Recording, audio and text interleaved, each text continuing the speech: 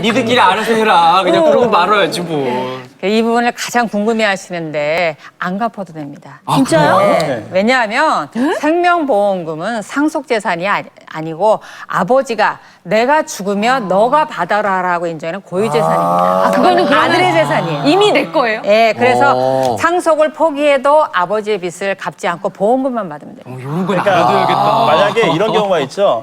이제 재산은 없는데 빚이 마이너스 5억이에요. 예, 근데 예. 생명보험금이 10억이 나왔어요. 네, 그런 경우 있죠. 경우에는 상속 포기를 하시더라도 그 10억은 나의 고유재산이기 때문에 내가 가질 수 있어요.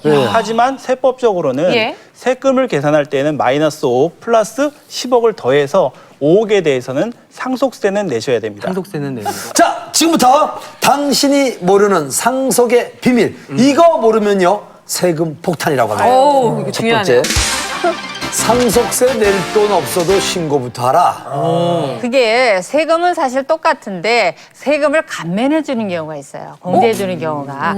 그 신고부터 하라고 했는데 돈은 아까 말씀하셨지만 분할납부할 수도 있고 물납을 할 수도 있는데 예. 일단은 6개월 내에 신고를 하셔야만 10%를 감해받을 수 있어요. 근데 6개월 내에 신고를 안 하시면은 이게 불성실 납세자 해가지고 10% 공제가 근데 이게 없어집니다. 정말 무서운 게요. 예. 상속세가 됐던 증여세가 됐던 예. 만약에 3억의 빚을 대신 갚아줬어요. 아버지가. 주택담보대출을 갚아줬는데 그럼 3억에 대한 세금을 내지 않았단 말이죠. 그냥 몰래 갚아준 것처럼 해서. 근데 이 상속세나 증여세는 부가제척 기간이 15년입니다. 그래서 만약에 5년 있다 걸렸다고 치면 10% 감면받을 것도 못 받죠. 그다음 신고불성실가산세 20% 맞죠?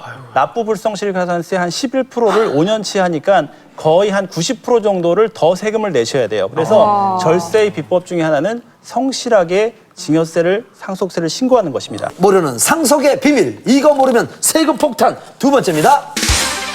기부할 때? 기부할 땐 주위에 알려라. 오른손이 하는 일은 왼손이 모르게 하라고 그렇게 배웠거든요, 저는. 이게 세금이 상당히 억울한 경우가 많은데요. 일단 상속세의 경우에는 상속 당시 돌아가실 때 남아있는 재산에 대해 세금을 내겠죠. 그런데 상속 개시 전에 한 2년 전에 통장에 100억이 있었어요, 만약에. 100억이 있는데 상속 개시 당시에는 통장에 아무것도 없어요.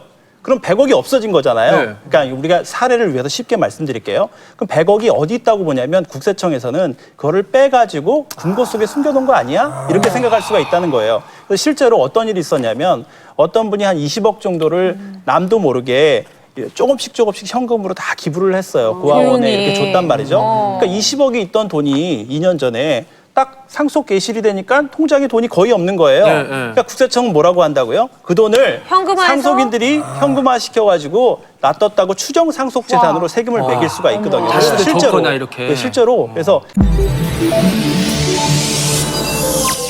KBS